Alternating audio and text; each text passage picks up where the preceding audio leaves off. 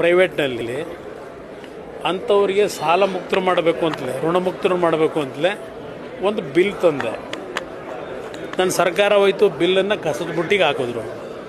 ಅದಷ್ಟೇ ಅಲ್ಲ, ಸಾಲ ತೆಗೆದುಕೊಂಡಂಥವ್ರು ಸಾಲ ತೀರಿಸ್ಲಿಕ್ಕೆ ಆಗದೆ ಇರತಕ್ಕಂಥ ಪರಿಸ್ಥಿತಿನಲ್ಲಿ ಅದಕ್ಕೆ ಏನು ಪರ್ಯಾಯ ಅಂತಕ್ಕಂಥದ್ದಕ್ಕೆ ಕೇರಳ ರಾಜ್ಯದಲ್ಲಿ ಅಲ್ಲಿಯ ಸರ್ಕಾರ ಒಂದು ಕಮಿಷನ್ನ ರಚನೆ ಮಾಡಿದ್ದಾರೆ.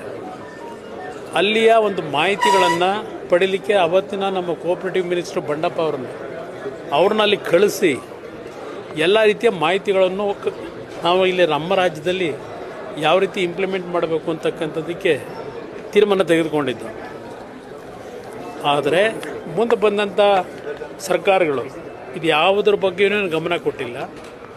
ಇವತ್ತು ಹಲವಾರು ಕಡೆ ಈ ಮೈಕ್ರೋ ಫೈನಾನ್ಸ್ಗಳು ವಿತೌಟ್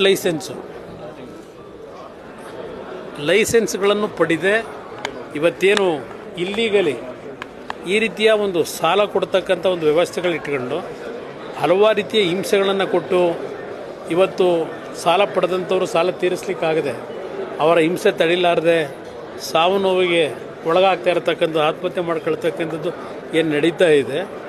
ಸರ್ಕಾರಕ್ಕೆ ಈಗಲೂ ಹೇಳ್ತೇನೆ, ತಕ್ಷಣ ಇದರ ಬಗ್ಗೆ ಎಷ್ಟು ದಿನ ಆಯ್ತು ಈಗಾಗಲೇ ಇದರ ಬಗ್ಗೆ ಬಂದು ಚಾಮರಾಜನಗರದಲ್ಲೇ ಮುಖ್ಯಮಂತ್ರಿಗಳು ಹೇಳ್ತಾರೆ, ನಾನು 28 ಬಾರಿನೋ 30 ಬಾರಿನೋ ಚಾಮರಾಜನಗರ ಭೇಟಿ ಕೊಟ್ಟೆ, ಚಾಮರಾಜನಗರಕ್ಕೆ ಭೇಟಿ ಕೊಟ್ಟ ತಕ್ಷಣ ಅಧಿಕಾರ ಹೋಗುತ್ತೆ ಅಂತಾರೆ, ನಾನು ಇನ್ನೂ ಗಟ್ಟಿಯಾಗಿದ್ದೀನಿ ಅಂತ ಹೇಳಿ.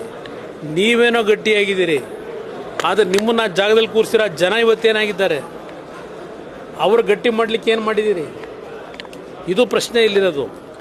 ಅದರಿಂದ ಈ ಒಂದು ಅನ್ಲೈಸೆನ್ಸ್ಡ್ ಮೈಕ್ರೋ ಫೈನಾನ್ಸ್ನವ್ರು ಏನಿದ್ದಾರೆ ಅದರ ಬಗ್ಗೆ ಸರ್ಕಾರ ಕ್ರಮ ತಗೋಬೇಕು. ಅಧಿಕಾರಿಗಳು ತಗೊಳಕ್ಕಾಗಲ್ಲ, ಜಿಲ್ಲಾಧಿಕಾರಿ ತೆಗೆದುಕೊಳ್ಳೋಕ್ಕಾಗೋದಿಲ್ಲ. ಇಲ್ಲಿ ಸರ್ಕಾರ ಇದರ ಬಗ್ಗೆ ಅತ್ಯಂತ ಕಠಿಣವಾದಂಥ ಕೆಲವು ನಿರ್ಧಾರ ತೆಗೆದುಕೋಬೇಕು. ಅದಕ್ಕೆ ಸರ್ಕಾರಕ್ಕೆ ನಾನು ಆಗ್ರಹ ಮಾಡ್ತೀನಿ.